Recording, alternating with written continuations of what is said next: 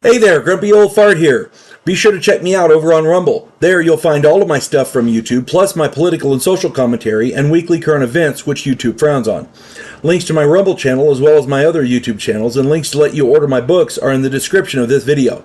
If you enjoy my content, please like, subscribe, share, and comment. I welcome your comments, even if you disagree with me. Now, on with the video. Hey there, Grumpy Old Fart here. I'm doing an advanced Dungeons and Dragons story on I'm titling this one, excuse me, Alien Abduction, not.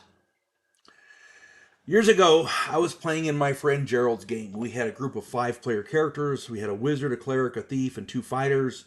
Gerald was infamous for throwing the weird stuff at us. If there was a weird monster, he used it. If there was a way he could make a monster weird, he used it.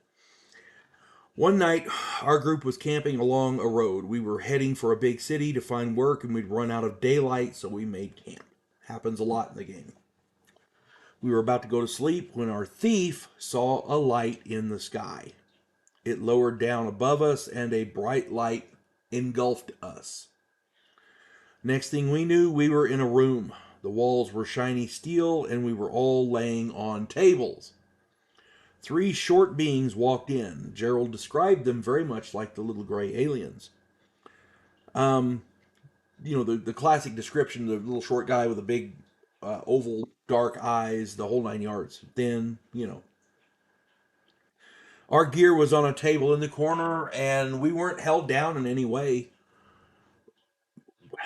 Of course, we were having none of that. None of that. Ain't no probe me. Screw that. We were young at the time, so yeah. Oh, he's going to get probed. No, that wasn't happening. We were having none of that. Our wizard was a psionic, and he used psionic blast on them. While they were disoriented, the thief escaped his bonds and freed us all. The fighters began slaughtering the aliens. We fought our way through their ship. The aliens had ray guns, but our wizard had a wand of lightning bolts. He also had magic missiles, and he very capably used a cone of cold. We were pretty high levels, I recall. Anytime we closed to melee range, my fighter, the other fighter, and the thief made short work of them. These aliens were not physically imposing specimens. They weren't ready for a physical confrontation, and we thrived on it. Anytime they tried to use their little ray guns on us, it was like little stun beams or whatever, and our wizard made short work of that. Made short work of them there. Eventually, we did find the exit to their craft, and as we left, the wizard used his wand of fireballs to blast the insides of the ship. We fled into the trees, and the ship exploded. Gerald always made the games interesting. Our cleric managed to come away with a backpack full of their ray guns, and we used them to great effect for the rest of that campaign. As I understand it, as I recall, that campaign lasted another 7 months, and our guys were the terror. We ended up running a kingdom, as I recall. Because of all the advanced technology we had, and we had ray guns and like that. So essentially, what happened in Gerald's game was the aliens decided to abduct some more test subjects, and they ended up getting far more than they bargained for. They really bit off more than they could chew in that one. Yeah, it's as a dungeon master, you can throw all kinds of monsters at them. The problem with that is a lot of times the players have read the monster manual. They know what to expect. Once they figure out what the monster is, they know what to expect. And you got to keep it lively. You got to give your monsters different items, different abilities, change it up a little bit.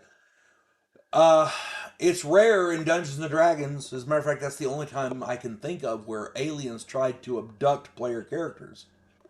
If you've got other stories like that, please put it in the comments. I'm sure we'd love to read them. But yeah, the aliens didn't fare too well in that game because we wasn't having that. Being younger gentlemen at the time, we were nobody probing me. You folks have a good one. God bless one and all. There is a house in New Orleans where the monsters all hang out. When the police detective, who happens to be a skinwalker squirrel, uncovers a plot by a paranormal perpetrator, he has to enlist the aid of his fellow housemates. If you enjoy a modern, quirky take on historical mythology, check out my new original novel, The House Off Farrago Road. Please like, share, subscribe, and comment. I welcome your comments even if you disagree with me.